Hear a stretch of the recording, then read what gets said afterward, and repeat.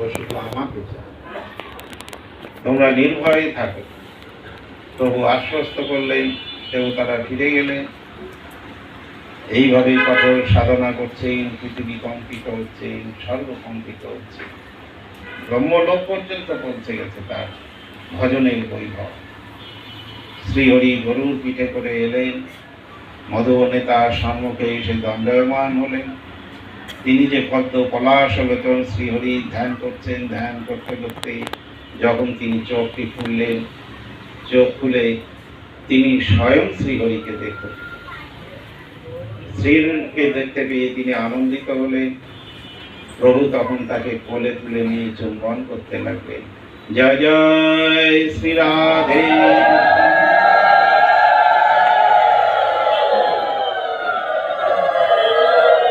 এর থেকে কি আর বড় প্রাপ্তি কিছু আছে? যে অনাদি রাধি গোবিন্দ বিশ্ব ব্রহ্মাণ্ডের অধীশ্বর, তিনি তার প্রিয় ভক্তকে কোলে করে নিয়ে চুম্বন করছেন, আদর করছে। বললেন এটা ভক্তি। বললেন ভক্তির জগতে পৌঁছালে, ভক্তিকে আশ্রয় করলে বিনিময়ে কারোর কোনো ক্ষতি হয় না। যেমন শ্রীমদ্ ভাগবতে দেখিয়েছেন, যাজ্ঞিক পত্নীগণ তারা যখন গোবিন্দের জন্য খাবার নিয়ে যাচ্ছেন, তখন যাজ্ঞিক ব্রাহ্মণগণ তাদের পত্নীদের নিষেধ করছেন যে আমরা যে যজ্ঞ করছি এই যজ্ঞে তোমরা এখান থেকে যেও না, গেলে আমাদের যজ্ঞ সম্পূর্ণ হবে না। যখনই শুনেছেন কৃষ্ণ বলরাম গোষ্ঠী এসেছেন, তারা ক্ষুধার্ত, সঙ্গে সঙ্গে উপাদেয় দ্রব্যাদি স্বর্ণ রৌপ থালিতে সাজিয়ে তারা যাচ্ছেন। পতিরা বলছেন আমাদের কথা অমান্য করলে তোমাদেরকে ত্যায্য করব, তোমাদেরকে আর গ্রহণ করব না। পতিদের কথা অমান্য করে গোবিন্দের জন্য তারা সেই নানা ব্যঞ্জনাদি নিয়ে যখন গোবিন্দের কাছে গেলেন, গোবিন্দ আবার পরীক্ষা করছে, তোমরা পতিদের অনুমতি নিয়ে এসেছো? পতিব্রতা রমণী পতিদের অনুমতি না নিয়ে কিছু করলে সেটি সার্থক হয় না। তোমাদের সংসার নষ্ট হয়ে যাবে, তোমরা ফিরে যাও। যাজ্ঞিক পত্নীরা বলছেন, হে গোবিন্দ, এতদিন তোমার কথা শুনে এসেছি, তোমাদের স্মরণ মনন সবসময় করতাম, কবে দেখা হবে, কবে দর্শন পাবো? এই জীবনে কি কোনোদিন দর্শন হবে? এইভাবেই তোমার কথা সবসময় স্মরণ মনন করতাম, আর এইরকম আক্ষেপ করতাম, কবে গোবিন্দ দেখা পাবো, কবে ব্রজেন্দ্র নন্দনকে আমরা দর্শন করতে পারবো। কিন্তু আজ সেই আশা পূর্ণ হলো। কিসের সংসার, কিসের স্বামী, কিসের ঘর? তোমাকে যখন পেয়েছি, শুনেছি তোমরা ক্ষুধার্ত, এই ব্যঞ্জনাদি নিয়ে এসেছি, তাই তোমরা যদি স্বীকার না করো, আমরা এখানে দাঁড়িয়েই আমাদের সময়টিকে এইখানে দাঁড়িয়ে আমরা অতিবাহিত করব, আমরা আর সংসারে ফিরে যাব। এবং গোবিন্দ কিন্তু ভাজিয়ে নিলেন, পরীক্ষা করলেন। সঙ্গে সঙ্গে সেই দ্রব্যাদি কৃষ্ণ বলরাম সখারা তারা আনন্দ সহকারে ভোজন করলেন। কৃষ্ণ বলরাম যাজ্ঞিক পত্নীদের সঙ্গে নিয়ে এলেন। নিয়ে এসে সেই যাজ্ঞিক ব্রাহ্মণদের সম্মুখে যখন এলেন, গোবিন্দকে দর্শন করে তাদের সেই দিব্য জ্ঞান হলো যে আমরা এই কোহিনূর হীরাকে বাদ দিয়ে কাজ নিয়ে আমরা বসে রয়েছি। আমরা যে যজ্ঞ আদি করছি সেটি তো স্বর্গ সুখের জন্য, আমাদের অভিলাষকে পূর্ণ করবার জন্য। আর যে ভগবানকে পেলে পরে গোটা পৃথিবীকে পাওয়া যায়, আমাদের এই জ্ঞানটুকু হলো না। যার আরাধনা করছি, যার যজ্ঞ করছি, যার উদ্দেশ্য করছি সামান্য কিছু এই জাগতিক সুখের জন্য, কিন্তু সেই পরমেশ্বর পরমাত্মা ক্ষুধার্ত, তার জন্য আমরা অন্নাদি দিলাম না এই স্বর্গ সুখের জন্য। ধিক্কার আমাদের এই জীবন। পত্নীদের অনেক প্রশংসা করলেন, তোমরাই সৌভাগ্যশালী, আজ তোমাদের জন্য আমরা স্বয়ং পরমেশ্বর ভগবানের দর্শন পেলাম, আজ আমাদের যজ্ঞ সম্পূর্ণ হল। ভগবান যাজ্ঞিক পত্নী এবং ব্রাহ্মণদের অনেক কৃপা করে সেখান থেকে চলে গেল। তাহলে এই যে গোবিন্দের প্রতি যে ভক্তি করলেন, তাতে কি তাদের সংসার নষ্ট হলো? সংসার নষ্ট হলো, বরং সংসার আরো মজবুত হলো। এইরকম অনেক অনেক দৃষ্টান্ত রয়েছে যে ভক্তির দ্বারা কোনো কিছু নষ্ট হয় না, আরো প্রাপ্তি হয়। তাই মহাপ্রভু বললেন যে আমি ধন চাই না, জন চাই না, কবিতা সুন্দরী কোনো কিছুর আমার দরকার না। দরিদ্র মোর জীবন, কৃষ্ণ প্রেমী আমার আরাধ্য, কৃষ্ণ প্রেমী আমি চাই। যে ধন জন কবিতা সুন্দরী এগুলো কিছু চাই না, আমি শুধু কৃষ্ণ প্রেম চাই। এই কৃষ্ণ প্রেম আমার মধ্যে নেই, তাই আমি দরিদ্র। এই যে শিক্ষাগুলি, এইগুলি তো আমাদের জানতে হবে, অনুভব করতে হবে, আস্বাদন করতে হবে। এগুলি মননের বিষয়, চিন্তনের বিষয়, এবং এইগুলি আমাদের ব্যবহারিক বিষয়, এগুলি আমাদের অ্যাপ্লাই করতে হবে।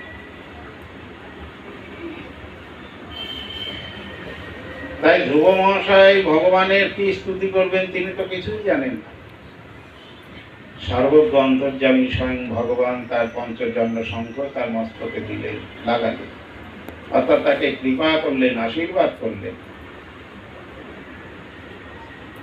সঙ্গে সঙ্গে তিনি ভগবান শ্রীহরির অনেক অনেক স্তুতি করলেন।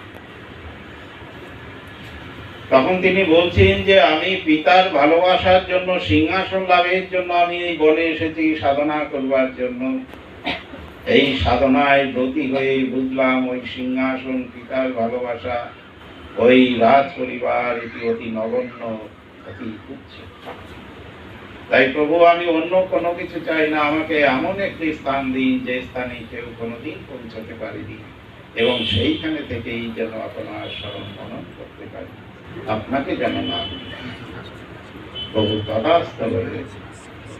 তাই শ্রীমদ্ ভাগবত বললেন তত গতং শ্রীমস্থানং সর্বলোক নমস্কৃতম উপরি দৃष्ट्वा ত্রিশিভ্যস্তং ইবাত না আবর্তে গতঃ। ধ্রুবকে বললেন, ধ্রুব তোমাকে আমি এমন একটি স্থান দেব, সেই স্থানটি চন্দ্র সূর্যের আলোকে আলোকিত হবে না, আর সেটি চন্দ্র সূর্য লোকের অনেক অনেক উপরে, এবং সেইটি আমার এই গোলকের আলোকে আলোকিত হবে, এবং সেই লোকটি তোমার নামেই নামাঙ্কিত হবে, সারা বিশ্ব ব্রহ্মাণ্ডের লোক তোমাকে দেখতে পাবে। সেই লোকের নাম হচ্ছে ধ্রুব। এই ধ্রুব তারা কিন্তু কোনো কোনো সময় আমরা এই পৃথিবী থেকেও দেখতে পারি, দেখা যায়। এটি স্বয়ং শ্রীহরি ধ্রুবকে দিয়েছেন যে প্রলয়ের সময় তোমার এই লোক ধ্বংসপ্রাপ্ত হবে না। এর থেকে আর বড় কিছু প্রাপ্তি আছে? এবং আরো বললেন যে তোমার এখনই ওই লোকে যাও, যেতে পারবে না, তোমার এই সংসারে অনেক কাজ বাকি আছে, তোমাকে এই ৩৬,০০০ বছর রাজত্ব করতে হবে, তারপরে তুমি ওই লোকে যেতে পারবে। এইভাবে এই ধ্রুবকে অনেক কৃপা করলেন, আশীর্বাদ করলেন, করে তিনি অন্তর্ধান হলেন। ধ্রুবর হৃদয় বিষণ্ণ হয়ে গেল যে এত কঠোর ত্যাগ বৈরাগ্য নিয়ে তপস্যা করে শ্রীহরিকে সাক্ষাৎ পেলাম, পেয়ে আবার সেই সংসারের মধ্যে আমাকে ঢুকতে হবে, মনে আনন্দ নেই। কিন্তু প্রভু তাকে নির্দেশ করেছেন, আদেশ করেছেন, তাই তিনি বিষণ্ণ মনে সেই বনাঞ্চলের মধ্যে দিয়ে এদিক ওদিক ঘুরতে ঘুরতে তিনি অজান্তেই তাদের সেই রাজ্যে দ্বারপ্রান্তে পৌঁছেছেন। পিতা উত্তানপাদ এই সংবাদ পেলেন যে ধ্রুব আমাদের রাজ্যের কাছাকাছি এসেছে, সুতরাং তিনি সঙ্গে সঙ্গে সৈন্য সামন্ত নিয়ে ছুটে গেলেন পুত্রকে দেখতে। ধ্রুব মহাশয়কে দর্শন করে কোলে করে তাকে নিয়ে এলেন রাজপরিবারে। দুই মাতাকে ধন্যবাদ প্রণামাদি করলেন, বিমাতাও তাকে কোলে করে অনেক আশীর্বাদ করলেন, দীর্ঘজীবী হও বৎস, আমি তোমাকে অনেক দুঃখ কষ্ট দিয়েছি, আমাকে তুমি ক্ষমা করো। দেখুন, ভগবানের আরাধনা করলে সেখানে আর কোনো হিংসা দেশ কিছুই থাকে। তার ভাই উত্তম সেও এসে দাদাকে জড়িয়ে ধরে আলিঙ্গন করলেন, এবং শ্রীহরি তিনি আগেই ভবিষ্যৎবাণী করেছেন যে তোমাকে তোমার পিতা রাজ্যাভিষেক করে রাজ্য সিংহাসনে বসিয়ে তিনি বনবাসী হবেন, তোমার ভ্রাতা সে মৃগয়ায় যাবে, মৃগয়ায় গিয়ে যক্ষের দ্বারা সে নিহত হবে, এবং তোমার বিমাতা পুত্র শোকে সে বনাঞ্চলে ঘুরতে ঘুরতেই দাবানলে ভস্মীভূত হয়ে যাবে।